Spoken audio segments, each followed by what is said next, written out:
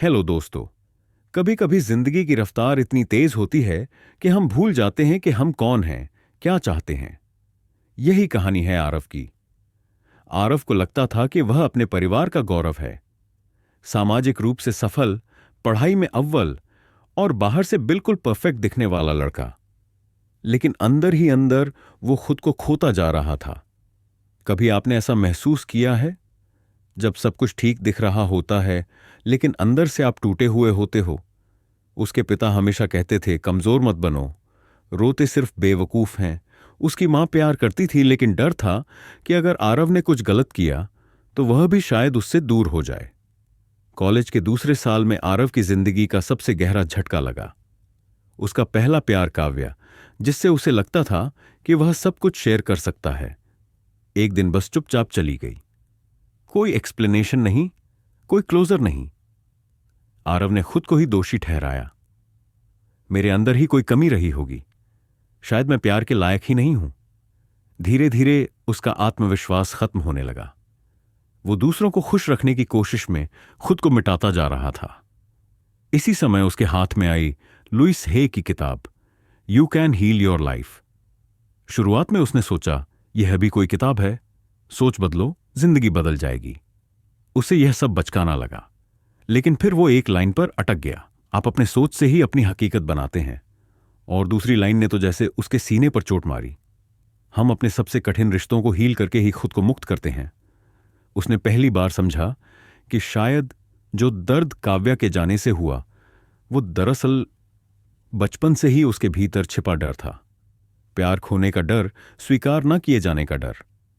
उस रात आरव ने पहली बार अपनी डायरी खोली और लिखा, मैं खुद को दोष नहीं दूंगा, मैं खुद को माफ करता हूं, मैं हीलिंग शुरू करता हूं। और यह था उसकी नई जिंदगी की शुरुआत। आरव ने अगली सुबह वही किताब उठाई, लेकिन पढ़ना शुरू नहीं किया। बस उसे हाथ में लेकर बैठा रहा, जैसे वह किताब नहीं कोई आईना हो जो उसके भीतर छिपे डर को दिखा रहा हो। और सच में जब उसने खुद को आईने में देखा तो सवाल उठ खड़े हुए। क्या मैं वाकई खुद से प्यार करता हूं? क्या मैं अपनी नजरों में भी कुछ मायने रखता हूं? आईना कभी झूठ नहीं बोलता। और उस दिन पहली बार आरव ने अपने अंदर का सच देखा। उसे याद आया, बचपन में जब भी आईने के सामने जाता था, कोई ना कोई कमी ढूंढ लेता था। कभी चेहरा पतला नहीं तो कभी रंग सांवला, कभी आंखों में आत्मविश्वास नहीं तो कभी मुस्कान में सच्चाई नहीं। उसने कभी खुद को अच्छे से नहीं देखा, सिर्फ दूसरों की नजरों से खुद को जज करता रहा। और यही बात लुइसा हे की किताब में लिखी थी, हमारे सबसे गहरे डर का आईना हमारा अपना चेहरा होता है। और जब तक हम उसे प्यार से नहीं देखेंगे, हीलिंग संभव नहीं। आरव ने एक दिन खुद को आईने में देखकर धीरे से कहा, मैं तुमसे प्यार करता हूं। लेकिन उसके मुंह से वह शब्द जैसे निकले ही नहीं। गले में कुछ अटक गया। वो कोशिश करता रहा लेकिन हर बार आवाज भर जाती, क्योंकि सच्चाई यह थी, वो खुद से नफरत करता था। किताब में एक छोटा सा अभ्यास था, हर सुबह आईने के सामने खड़े होइए, खुद की आंखों में देखिए और कहिए, मैं खुद से प्यार करता हूं, मैं खुद को स्वीकार करता हूं। आरव ने सोचा, यह क्या बच्चों जैसी बात है। लेकिन फिर वो लाइन याद आई, हीलिंग कोई दवाई नहीं, एक सफर है और पहला कदम है एक्सेप्टेंस। अगले दिन सुबह उसने आईने में खुद को देखा। चेहरा थका हुआ था, आंखें सूजी हुई थीं, लेकिन इस बार उसने जबरदस्ती मुस्कुराने की कोशिश नहीं की। वो बस कुछ सेकंड खुद की आंखों में देखता रहा। और पहली बार उसे लगा कि वो इंसान है, कोई मशीन नहीं, कोई परफेक्ट मोल्ड नहीं, बस एक टूटा हुआ इंसान जो ठीक होना चाहता है। धीरे धीरे उसने कहना शुरू किया, मैं खुद से प्यार करने की कोशिश कर रहा हूं।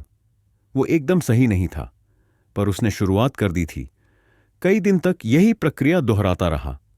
शुरुआत में अजीब लगा, लेकिन फिर वह शब्द हल्के हल्के असर करने लगे।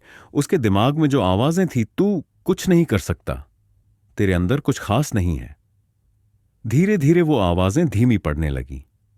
एक दिन उसने महसूस किया कि आईने में उसकी नजरों में थोड़ा अपनापन है, थोड़ा विश्वास है। किताब का असर शुरू हो चुका था। कुछ घाव ऐसे होते हैं जो शरीर पर नहीं, आत्मा पर लगते हैं। और ऐसे ही जख्मों से आरव की आत्मा भरी पड़ी थी। आईने के सामने खुद को देखने के बाद उसके भीतर कुछ टूट गया था, या शायद कुछ खुल गया था। किताब में अगला चैप्टर था, हमारे विश्वास हमारे अतीत से बनते हैं। अगर अतीत दर्दनाक था तो हमारा वर्तमान भी वैसा ही होगा, जब तक हम उसे बदलना ना चाहें। आरव ने खुद से पूछा, मेरे अंदर इतनी नफरत क्यों है? क्यों हर बार मैं खुद को नीचा दिखाता हूं? किताब ने जवाब दिया, हम अक्सर वही दोहराते हैं जो हमें बचपन में सिखाया गया, और अगर वह सीखें नकारात्मक थी तो हमें उन्हें पहचान कर बदलना होगा। आरव की आंखों के सामने उसका बचपन तैरने लगा।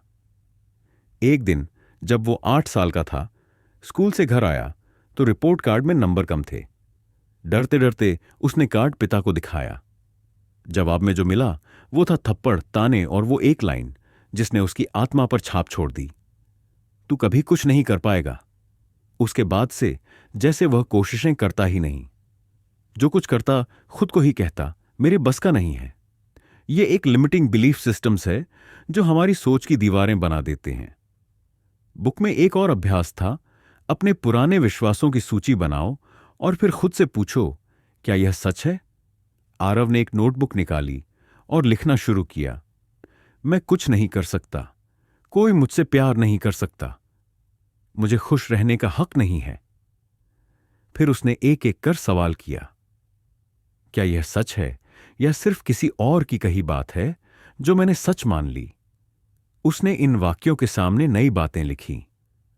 मैं बहुत कुछ कर सकता हूं, अगर खुद पर यकीन,